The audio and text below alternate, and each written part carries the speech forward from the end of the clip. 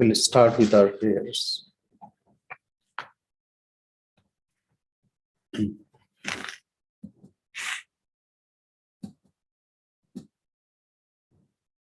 Shri Gurubhyo Namaha Harihi Om.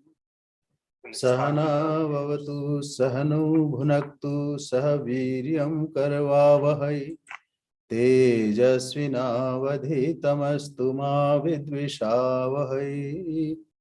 Om Shanti Shanti Shanti Harihi Om.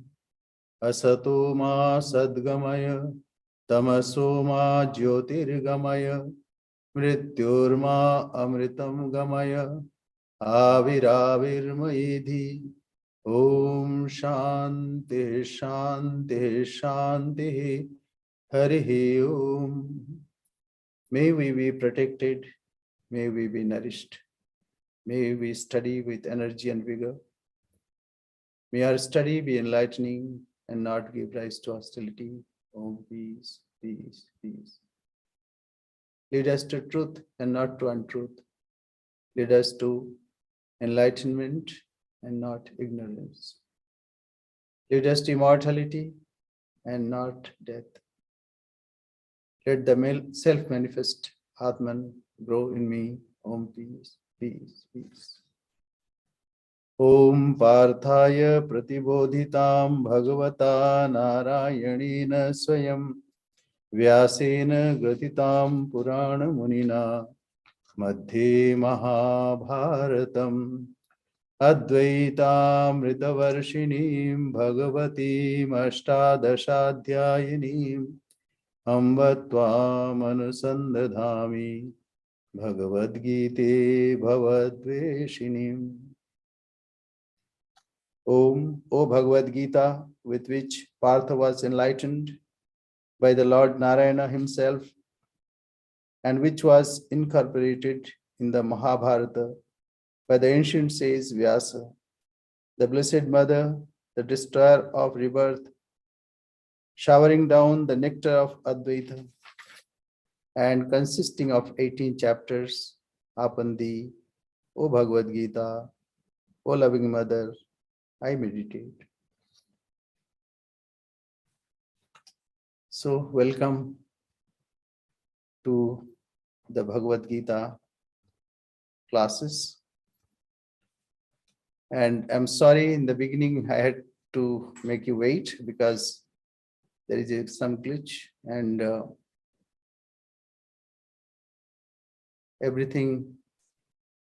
everyone is one. So one has to do the same thing. You have to set everything. So there are not many. So therefore, I had to do this. And ultimately, it is all done. So I'll request Swami Devi Shananda to read from the complete works of Swami Vivekananda, as we do before every class. Yes, go ahead. To return to mythology, behind all these stories, we find one idea standing supreme, that man is a degeneration of what he was. Comes to the present times, modern research seems to repudiate this position absolutely. Evolutionists seem to contradict entirely this assertion. According to them, man is the evolution of the mollusk, and therefore what mythology states cannot be true. There is in India, however, a mythology which is able to reconcile both these positions. The Indian mythology has a theory of cycles, that all progression is in the form of waves. Every wave is attended by a fall, and that by a rise the next moment, but by a fall in the next, and again another rise. The motion is in cycles. Certainly it is true, even on the grounds of modern research, that man cannot be simply an evolution. Every evolution presupposes an involution. The modern scientific man will tell you that you can only get the amount of energy out of a machine which you have previously put into it. Something cannot be produced out of nothing. If a man is an evolution of the mollusk, then the perfected man, the Buddha man, the Christ man, was involved in the mollusk. It is not so. Whence come these gigantic personalities? Something cannot come out of nothing. Thus, we are in the position of reconciling the scriptures with modern life. That energy, which manifests itself slowly through various stages until it becomes the perfect man, cannot come out of nothing. It existed somewhere, and if the mollusk or the protoplasm is the first point to which you can trace it, that protoplasm, however or other, must have contained the energy. There is a great discussion going on as to whether the aggregate of materials we call the body is the cause of the manifestation of the force we call the soul, thought, etc., or whether it is the thought that manifests this body. The religions of the world, of course, hold that the force called thought manifests the body and not the reverse. There are schools of modern thought which hold that what we call thought is simply the outcome of the adjustment of the parts of the machine which we call body. Taking the second position, that the soul or the mass of thought, or however you may call it, is the outcome of this measure. The outcome of the chemical and physical combinations of matter making up the body and brain leads the question and answer. What makes the body? What force combines the molecules into the body form? What force is there which takes up material from the mass of matter around and forms my body one way, another body another way, and so on? What makes these infinite distinctions? To say that the force called soul is the outcome of the combinations of the molecules of the body is putting the cart before the horse. How did the combinations come? Where was the force to make them?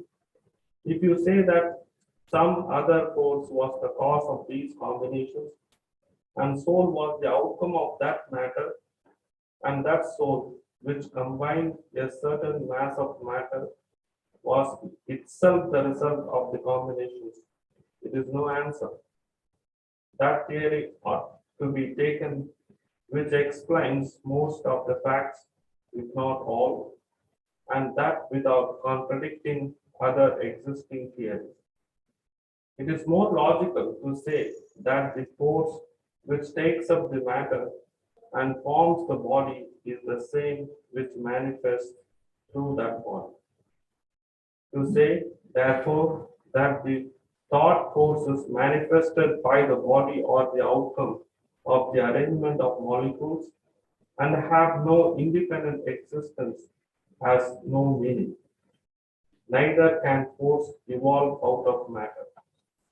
Rather, it is possible to demonstrate that what we call matter does not exist at all. It is only a certain state of force, solidity, hardness, or other state of matter can be proved to be the result of motion. Increase of vortex motion imparted to fluids gives them the force of solids. A mass of air in vortex motion, as in a tornado, becomes solid like and by its impact breaks or cuts through solids. A thread of a spider's web, if it could be moved at almost infinite velocity would be as strong as an iron chain and would cut through an oak tree. Looking at it in this way, it would be easier to prove that what we call matter does not exist, but the other way cannot be proved. Just now we have heard Swamiji saying that whatever involves must evolve. Evolution and involution. So as of now, we hear that we are evolving. So evolving what? There must be something which should complete the circle. Something got involved and then it evolved. And matter cannot manifest that which involved. Matter, as we analyze, it is becoming as if just vanishing in the thin air. As we hear the quantum mechanics, gradually what is happening? They are not finding the particle that we see. When there is observer factor, then only it is superpositioned as matter, as particles. Otherwise, we do not know what the matter is. Therefore, the question is, who arranges this so that it appears as a being, as a human being, or as an animal being? What is that force? That must be divine. So that is what Swamiji just now has said. And he very scientifically said that it is the force that if it is increased, then the same material, though it is very lean and very weak, apparently, but that becomes, or that even can cut the trees. So that is what Swamiji said. So let us go back to our text. As we are studying Bhagavad Gita, chapter 18, 8th chapter, and we have completed 9th shloka. Just a little recapitulation. Arjuna asked some very difficult questions. What is Brahman? Because whatever we want to know the definition. Then we can understand, okay, this is this. So, in the beginning, what is Brahman? He asked, Kim tad Brahma, Kim Adhyatma? What is Adhyatma? And what is Purushottama? What is Supreme Purusha, Supreme Being? And what is Adhibhutam and Adhidaivam? And what is Adhiyagya? All this we have discussed in detail, so we'll not go in details. But important question is, Prayana Kale cha katham gyaosi niyatatmadhi. What we should think at the time of death. Because this is very important for all of us. Death stares at our face. And a living being always have to go through that state. Whatever is living, that should die. So, in answering that question, Bhagavan said that whatever one thinks at the time of death, so he becomes. As Swamiji also stressed, that thought is very important. Thought is, when it is oriented for good things, one is transformed. So he said, if someone remembers me, antakale chamameva, Smaran muktva kalevaram. Yah prayati samadbhavam yati na asti atra shamshayah. What he said?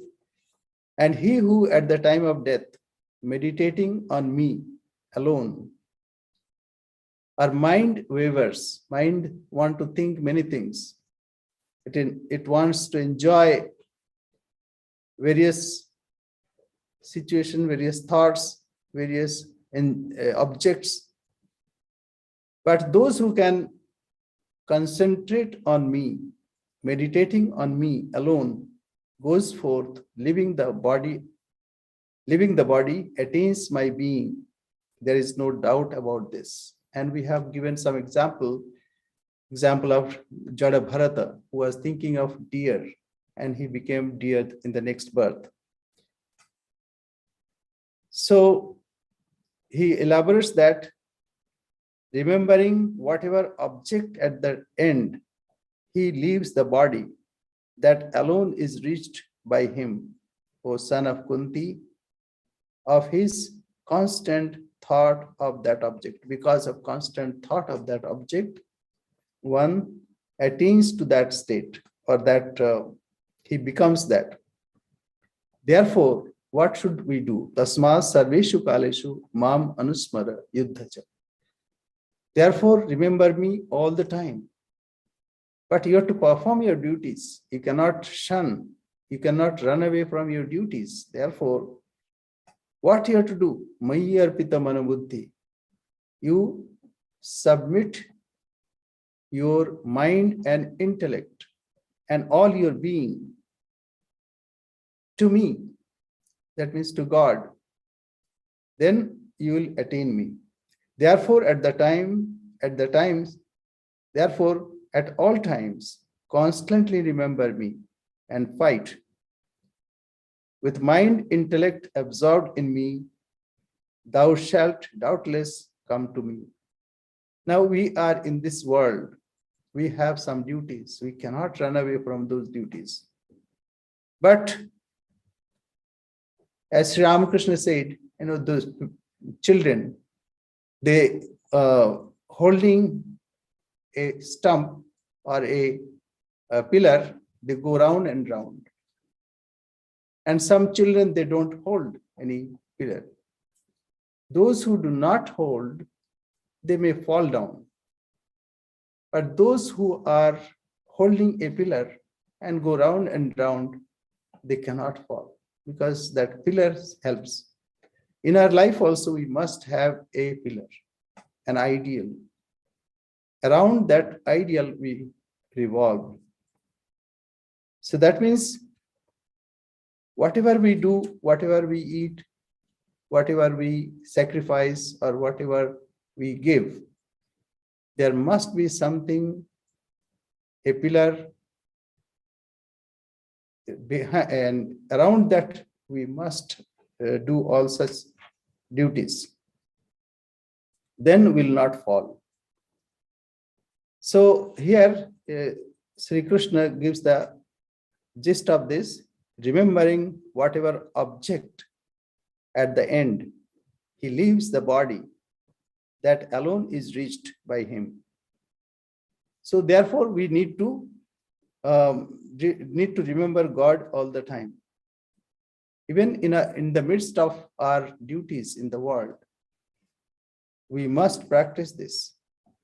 Because there are two things. One is abhyasa and vairagya. Abhyasa means practice. We need to practice. And not to get trapped by the senses. Vairagya. Vairagya means detachment with the objects of the world. So here he says, with the mind not moving towards anything else, made steadfast by the method of habitual meditation and dwelling on supreme, resplendent Purusha, O son of Pritha, one goes to him. Now Purusha, who is Purusha? Puri Shayanat and Purnatvatva, that who resides in the city of 9 gates here. And he is Purna, he is complete, he is full. And to define what is he, this question might come to our mind. Then Bhagavan said, that is Kavim. Kavim means Krantadarshi, that who can see the horizon, even beyond horizon. No, where sun cannot reach, poets reach there. So it is said, which ordinary people cannot understand, even the Kavi, that means the poet, they reach there. So Kavim Purana, it is old, it is ancient. And Purapi Nava, this is, he is new all the time, though it is old. Anushashitaram is the overlord of everything. He controls everything. See, when our thoughts are controlled, even our breathing, etc., everything is controlled. So he is the controller. Anoraniyan Samanusmaredya, and he is subtler than the subtlest and higher than the highest. So I'll translate: the omniscient, the ancient, the overruler, minuter than an atom. So it is so subtle that we cannot perceive. That means, see, even our being, it is subtle, very subtle. If you go, as you go on analyzing it, it is something behind the intellect and something which is from where even we have a little glimpse of joy, bliss. So that as we go on, it is subtler than the subtlest. And the sustainer of all, a form inconceivable. So we cannot conceive through our intellect. We conceive, generally, we conceive things by our intellect. We give a name, we conceive a form. But this cannot be, we cannot give a name to him. We cannot even give a particular shape or form. Self-luminous. Is it then not approachable? No. He is here all the time. Sarvasya dhataram achintya rupam. He is the holder of everybody. Last time I gave example. Like generally we think we are floating. Like we are sitting on the chair, but the chair is on the ground, and the ground is on the earth, and earth is in the universe, and universe is held by Lord himself. Therefore, he is the holder of everybody. Now let us see from other side. See, the whole universe is perceived by me. The whole universe is perceived by me as we perceive in our dream. Whatever we dream, that is our projection. Similarly, this whole universe is our projection. But this projection is in a form of thought. Who is thinking this? If we go analyzing, we'll find that the same truth who is holding everything is lying within us. It's not that outside. So sarvasya dhataram achintya rupam, but this cannot be conceived. This cannot be thought of. Achintya. Why? Because our thinking procedure needs some object. But this is not object. You are the eternal subject. You are thinking. So how can you think about yourself? You cannot objectify yourself. Sarvasya dhataram achintya rupam aditya varnam. But it is the revealer of everything. Actually, you reveal everything, whatever you perceive. So either we take from the other side, God reveals everything like sun. Sun reveals and then we see everything. But if we see from other side, that actually I see, that is why something exists.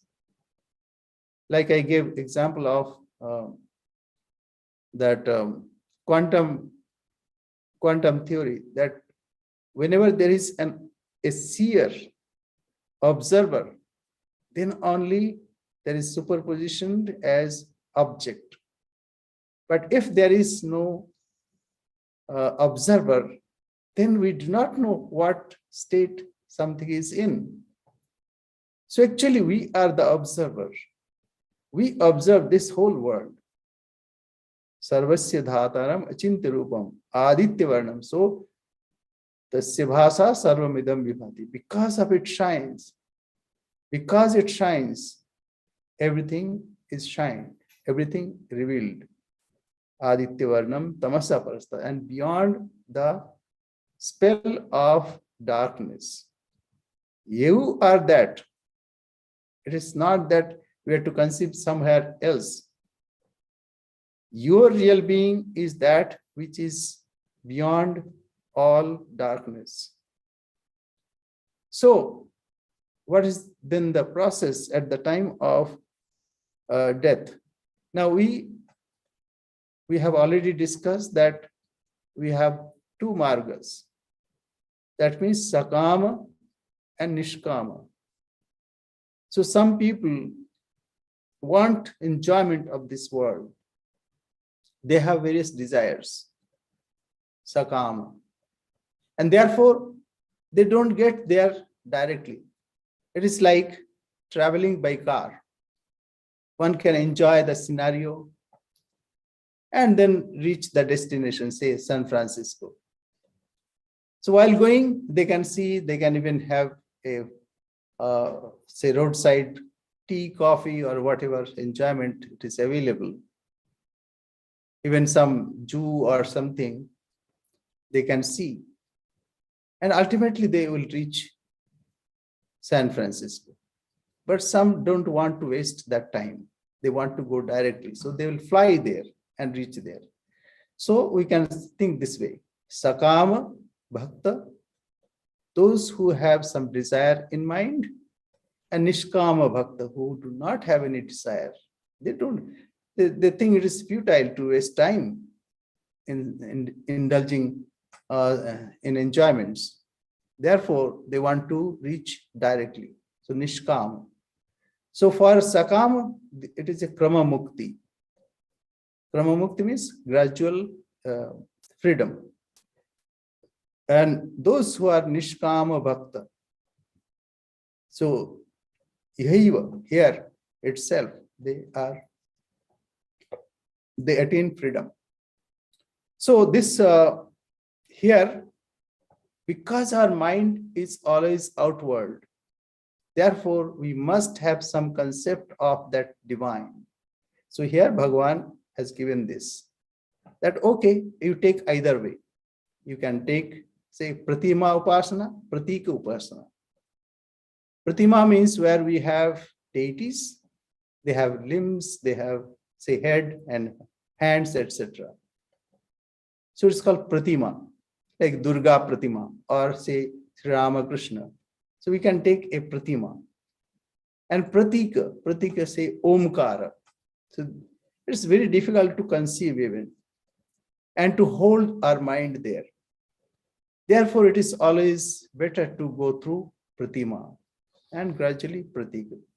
So Pratima, it helps, and it is easier for devotees. But some don't want to say waste, or they don't want to go through that. They want to go directly. So they worship Pratika. So we also use Pratika, like a piece of paper, a piece of cloth, we say flag. And soldiers die for that flag, because it is the embodiment of pride of that nation. Therefore, we cannot do away with. So these two ways are there. Anyway, Bhagavan Sri Krishna answers the question. Prayana kale, at the time of death. Manasa achalena, manasa by mind, and with unwavering mind, as achalena, that means totally concentrated on me. Bhaktya yukto, with devotion, with total surrender. Bhaktya yukto. Yoga balena chaiva, and also controlling the senses by the practice of yoga. Yoga, not that exercise, but uniting oneself with the divine. That means the power of concentration. By that one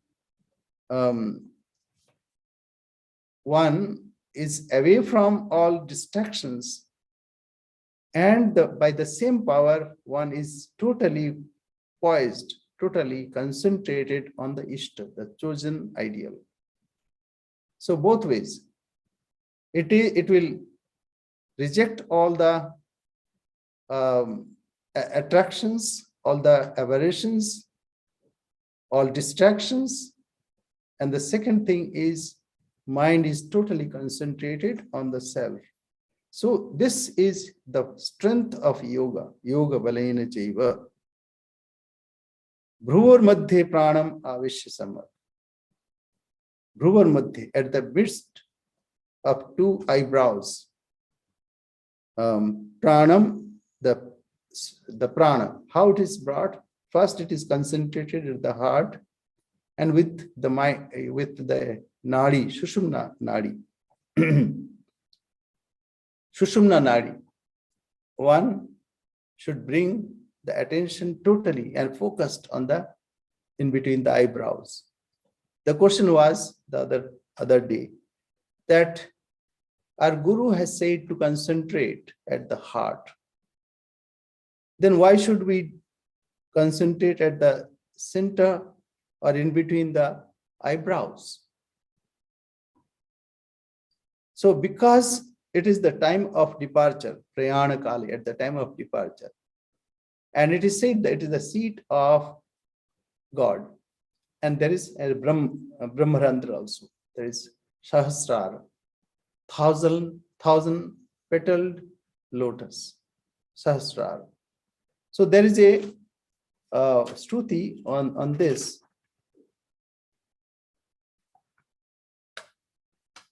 In Kathopanishad, it is said,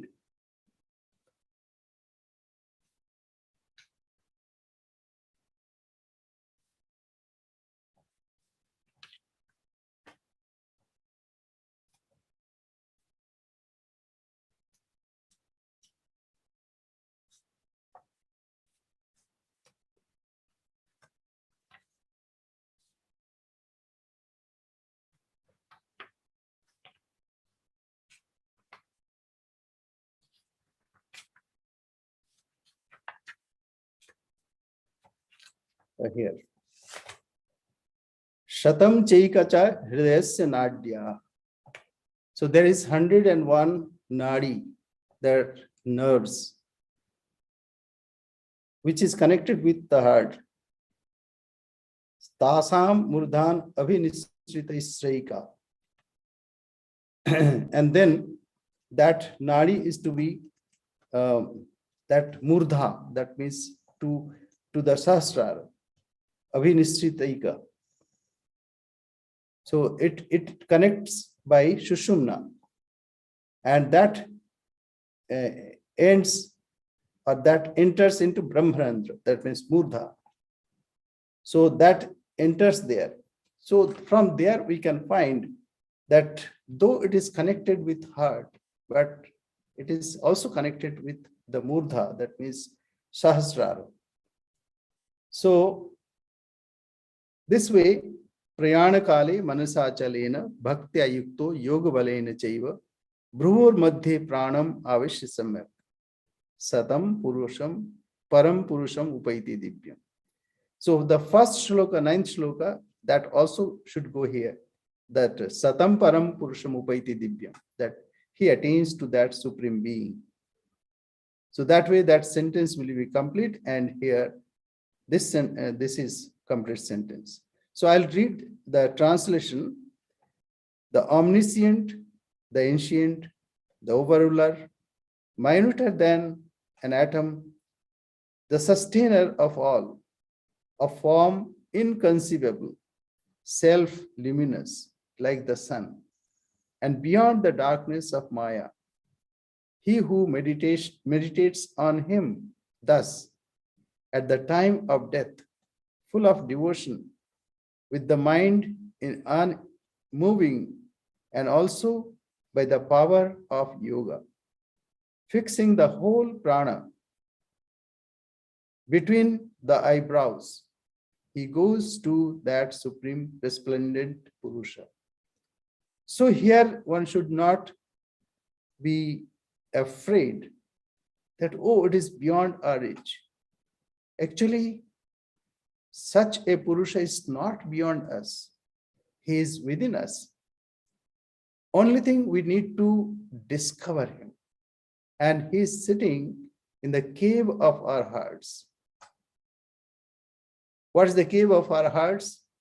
What is the cave? The cave is intellect. We have senses. How senses work? Senses, behind senses is mind.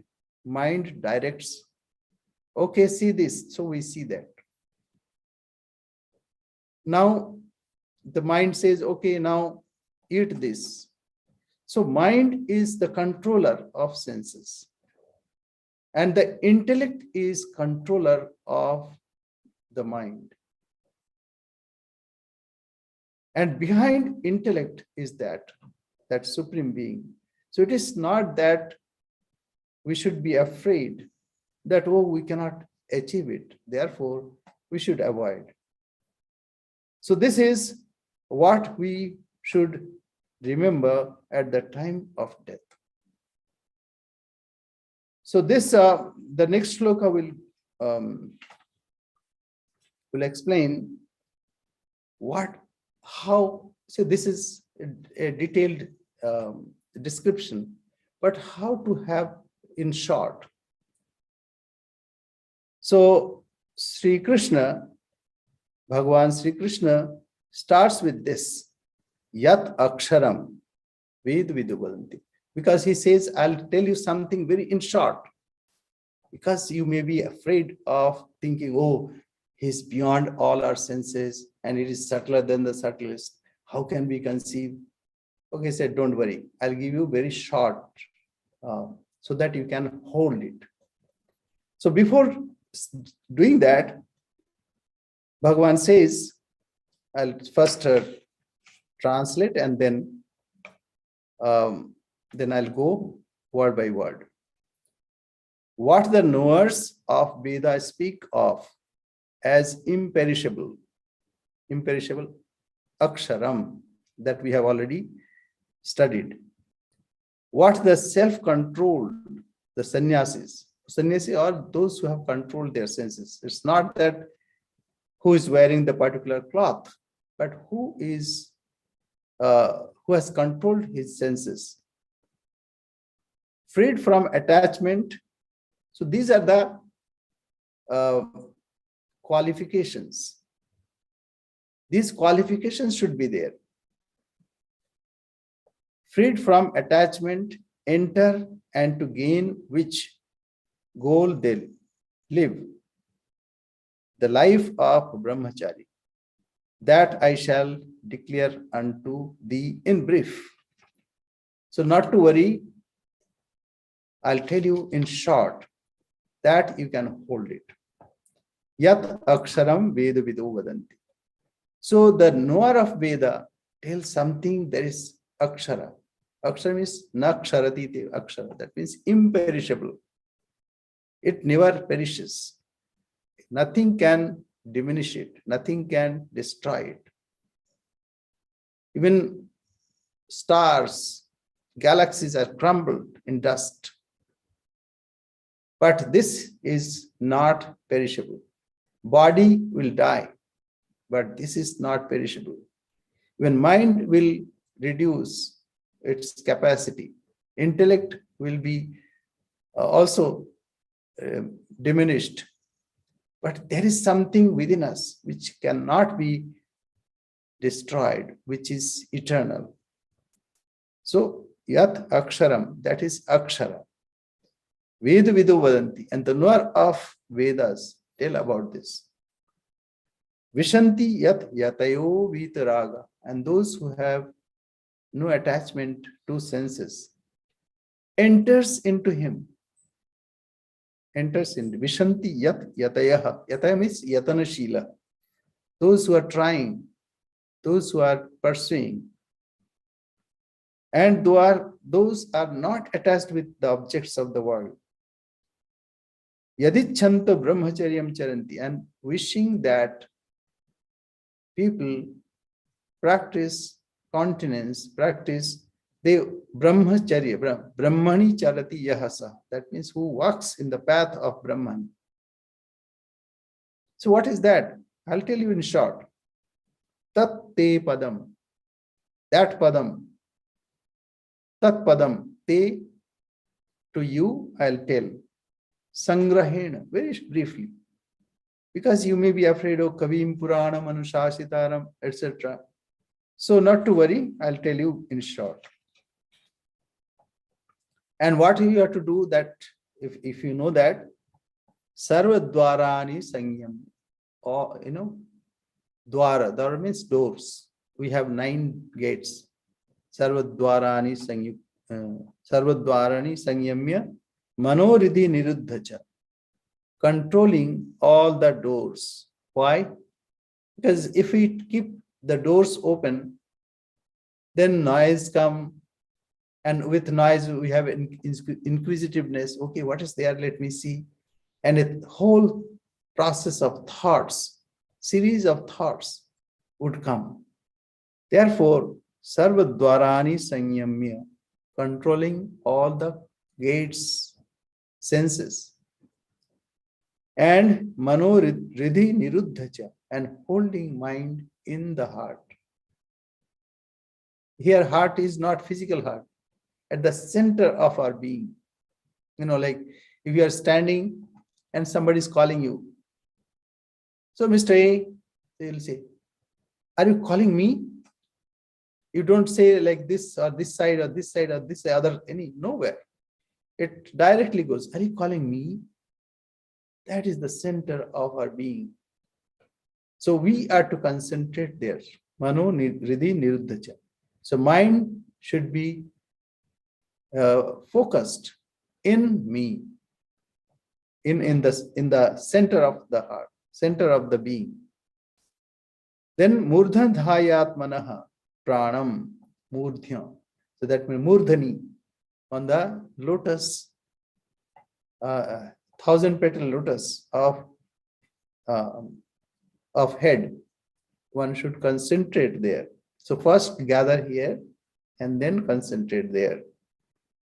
Atmanaha Pranam Asthita Yogadharana. And Prana, the vital force, is to be held. Yogadharana. And in this, that I am now going to join with the highest self, my real self. How to do that? Om Ittekaksharam Brahma. Om. This is a very short syllable. A, U, Ma, and nasal sound.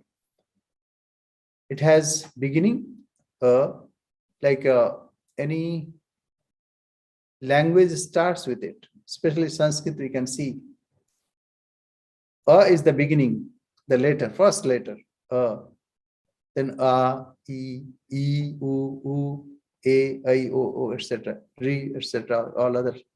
Then, so A is the starting point. It starts from guttural, let's say. And ends with Ma, Om. So it is completing that cycle. And U rolls, as it were.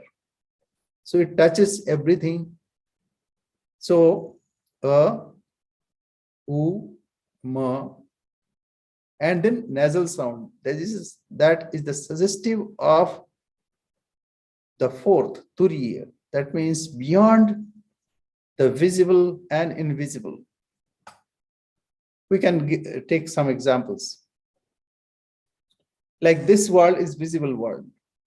It's called Sthula, gross world. I can touch, I can smell, I can hear some sound, I can see something. So whatever is visible by five senses is called gross world. But behind this is subtle world. Say I am thinking and I am speaking. You may hear my words, but can you see my thoughts? You cannot. Because my thoughts are subtle.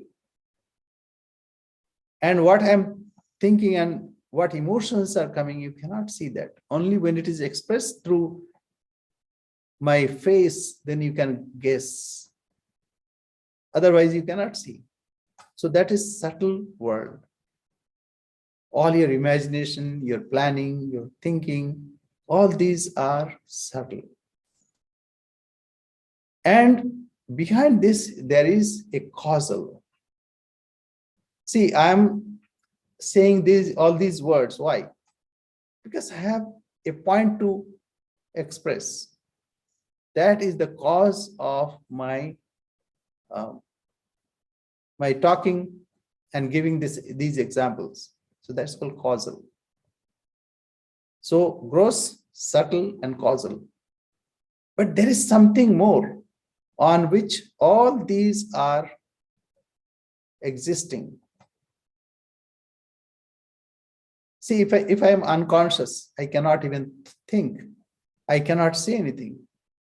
So there is something on which all the other three can exist.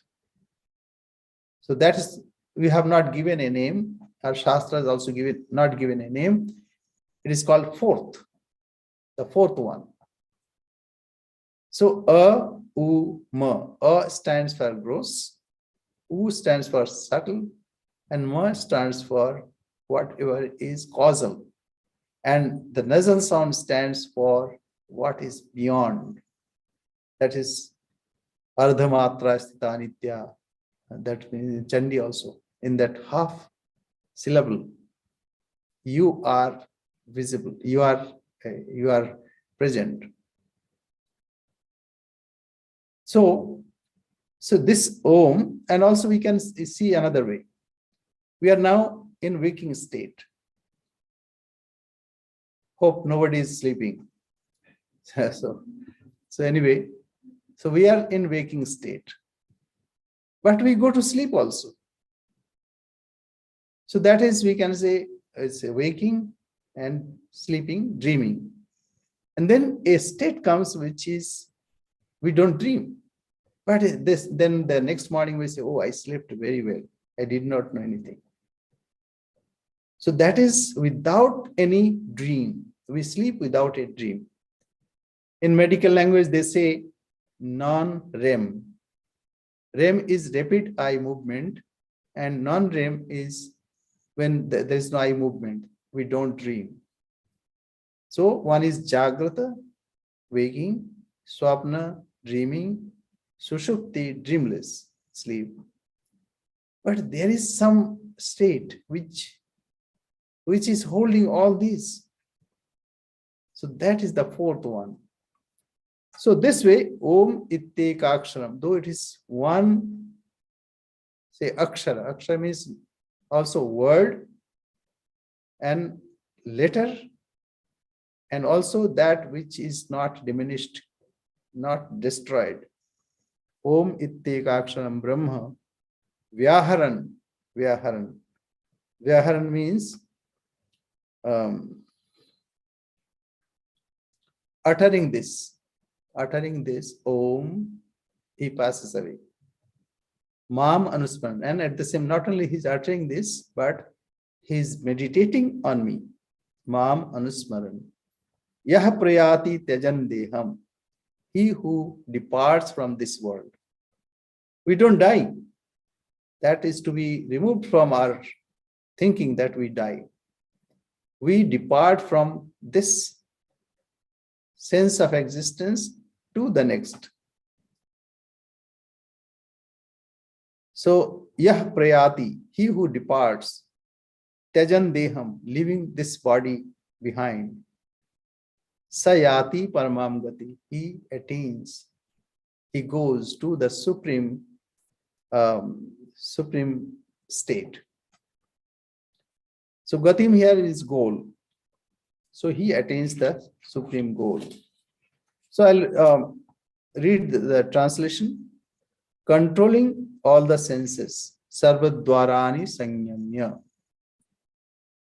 Confirming the mind in the heart and gathering all the energies in the heart. Drawing the prana into the head and then directing that vital force to the Sahasrara through Sushumna Nadi. Occupied in the practice of concentration, like total concentration. Uttering the Om and uttering the one-syllabled Om, the Brahman, and meditating on me, he who so departs, leaving the body, attains the supreme goal. So this is the process.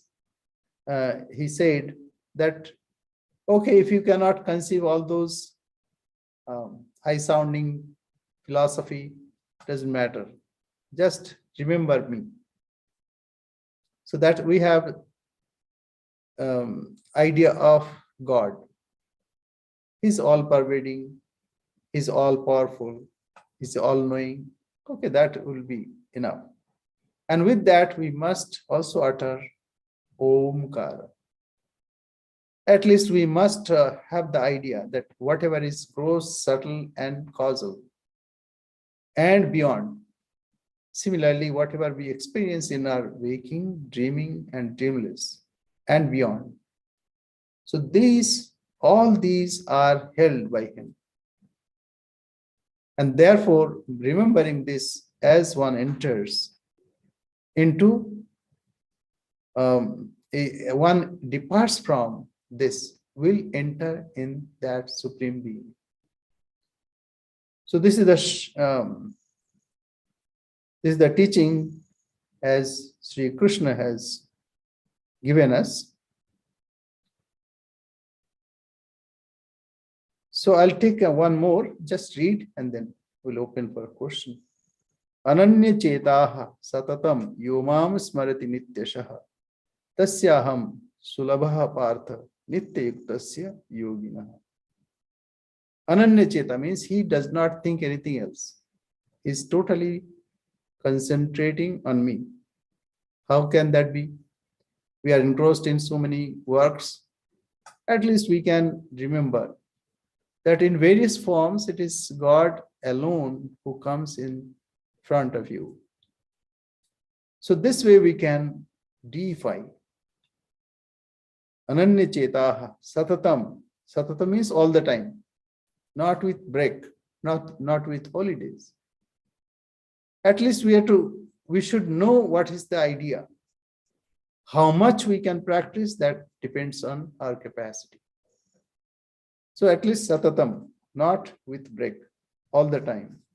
Ananya cheta satatam. Yomam smarati nityasha. Nityasha means every day, all the time. Smarati, he remembers me. Tasyaham sulabha partha. Aham tasya sulabha. I am available to him. So God is not partial. He is available all the time. Only it depends on our will, our desire to experience him or to have him or to be him, be and become. Nitya yuktasya yogina. And such yogi who are constantly joined with me. I am easily attainable by that ever steadfast yogi who remembers me constantly and daily. With a single mind, O son of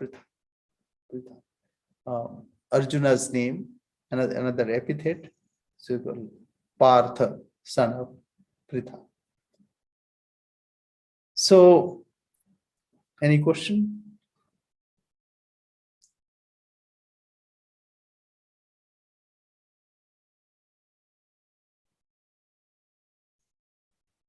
If not, we'll, yeah, please. Can you remind us what the 9 gates are? Yeah. So 9 gates, 2 eyes, 2 nostrils, 2 ears, and so that makes 6, and then mouth 1, 7, and organs of evacuation and also excretion, uh, generation and evacuation. So these are 9 gates, but this is symbolic.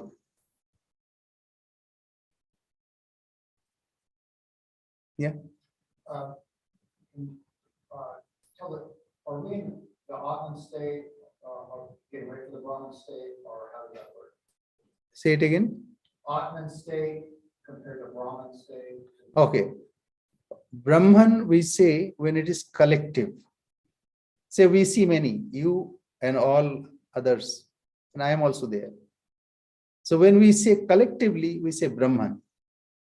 But when we take from individually, we say Atman. But both are one. Both are one. It's not that too different. You see, apparently you are different than me, but scientists will tell you that actually not. You are also energy, and this whole area is full of energy. See, with air, microwaves, radio waves, gamma, alpha, beta, gamma, and so many, even cosmic rays. It's full of energy here. And I am also energy. You are also energy, and this is whole universe. The whole universe is the ocean of energy. So where is difference? So we see waves. Actually, waves are nothing but water, the ocean. We see many ornaments. It is apparent. Actually, it is gold and gold alone. So when it is taken as a whole, as Samashti, Samashti means taken together, then we call Brahman. And when it is taken individually, then it is Atman. So like Attaiti. So like he is the inner dweller. Right. We say our prayer. Om Purnamada Purnamidam Purnat Purnamudachyate Purnasya Purnamadaya Purnamevavashishyate. Om Shanti Shanti Shanti. Hari Om Tatsat. Sri Ramakrishna Arpanamastu.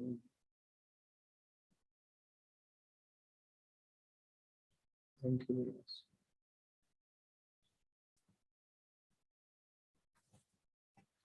Thank you, Maharaj.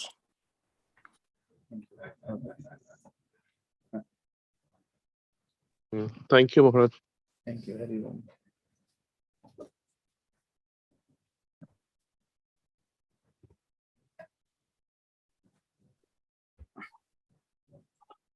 Oh, here, you want please sing? Okay, Toby will sing a song.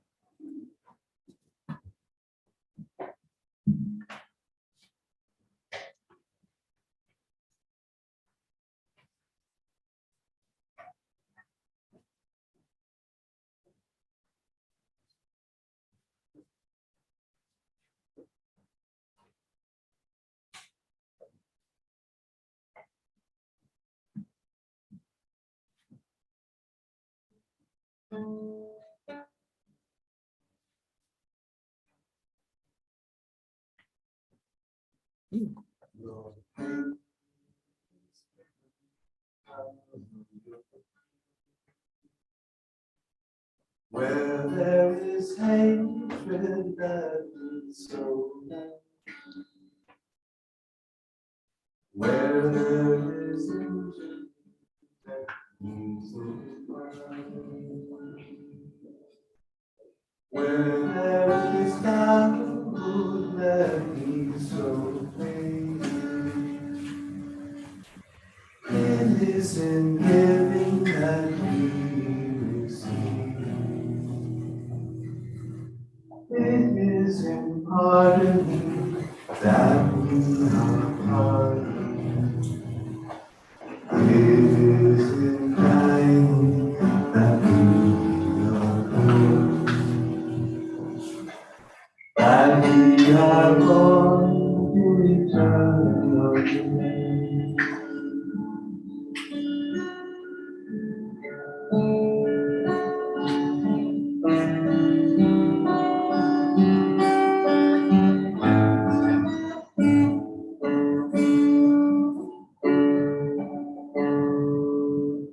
There the sun shines light, nor the moon.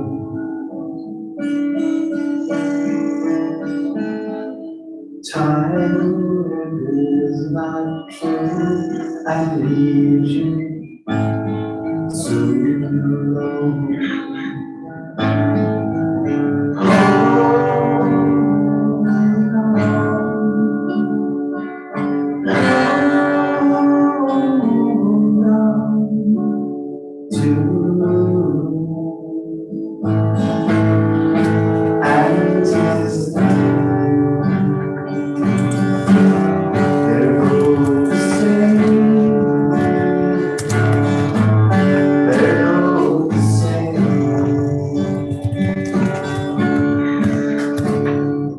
Melting all away the secrets, magic light,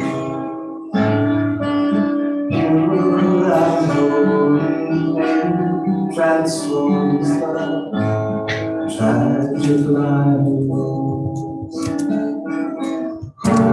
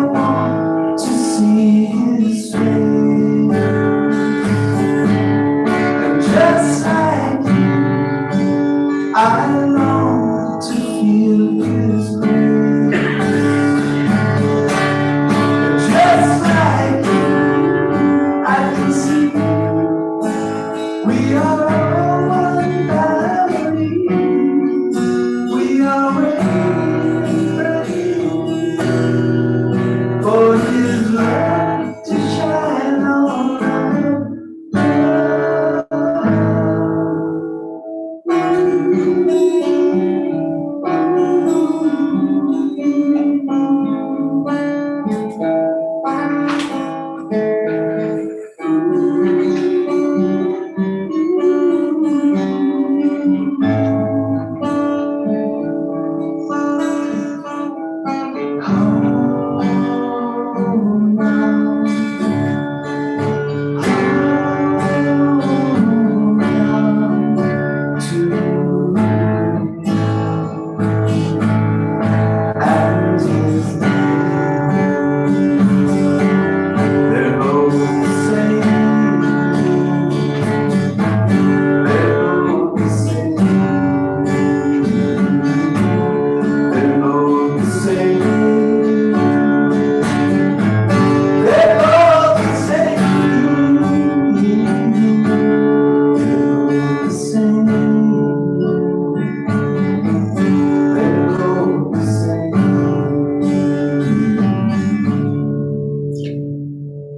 a question. I missed that.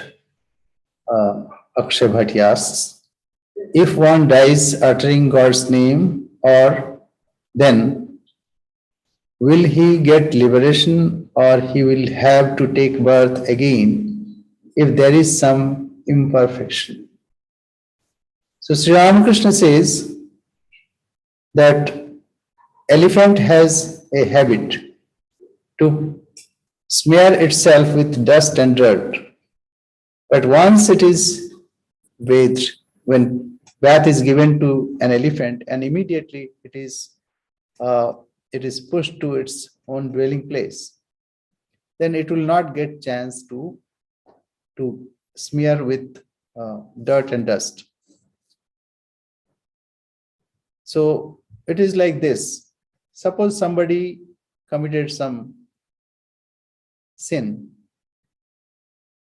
but somehow he's, or say somebody has dirt and dust all over his body, and somehow somebody pushes him and he's thrown to Ganga. So all the dirts will go away. So therefore, if a person can utter the name of God at the time of death, he certainly will enter into him, as Sri Krishna also said. Only thing, to have that, it is difficult. That is why we need to practice right from now. It's not that we can do at that time when we have not practiced the whole life. It is well nigh difficult. Therefore, tasmat sarveshu kaleshu mam anusmara yuddhacha. When we have that habit, by the force of habit, we'll do that. We have many verbal tics, like "Are yaar" or something like this. Oh my God! Every second sentence we start with that. Oh my God, or something like that, verbal tic. So that happens. It's very difficult to get rid of those verbal tics. So if you have that habit, then only you can utter the name of God. So this. But if somehow, like Ajamil uttered the name of his son, but it was God's name, so he was immediately released. Yamaduta could not harm him. So this is the scriptures, and scripture says this. And Sri Ramakrishna also said that once our mind takes the name of God, that means all imperfections also will go away. Thank you. Very good question. Thank you very much.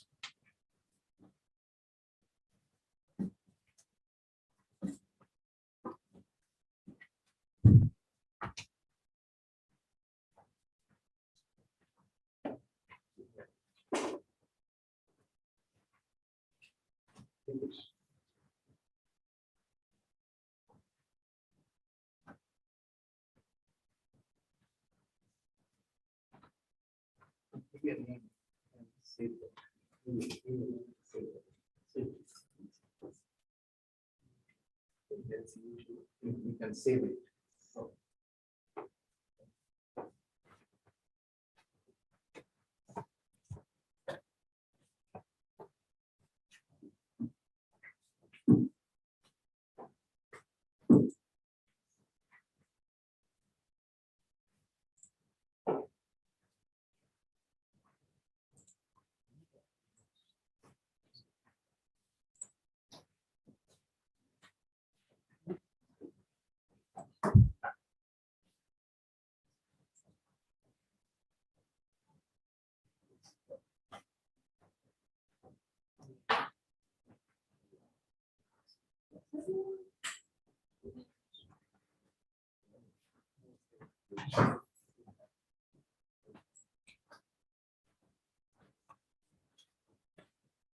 Some bananas are there.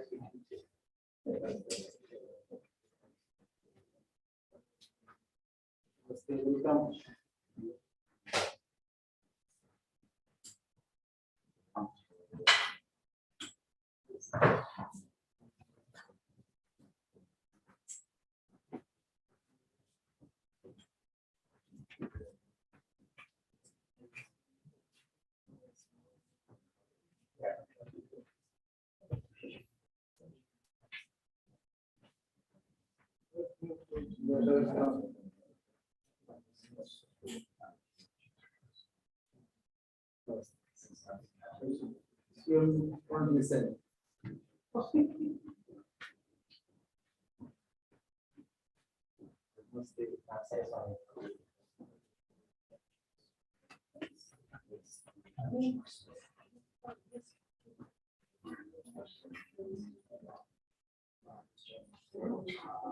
No, I didn't.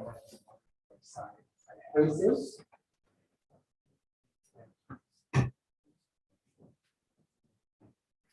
I didn't understand what you wanted to accomplish.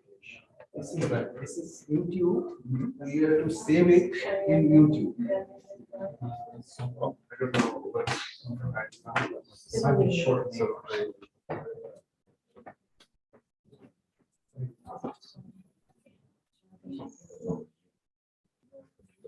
Yeah.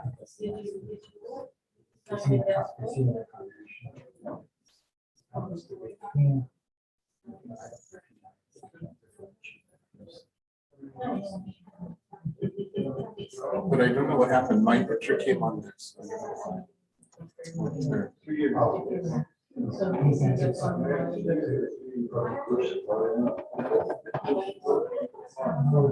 Okay, save here, I think.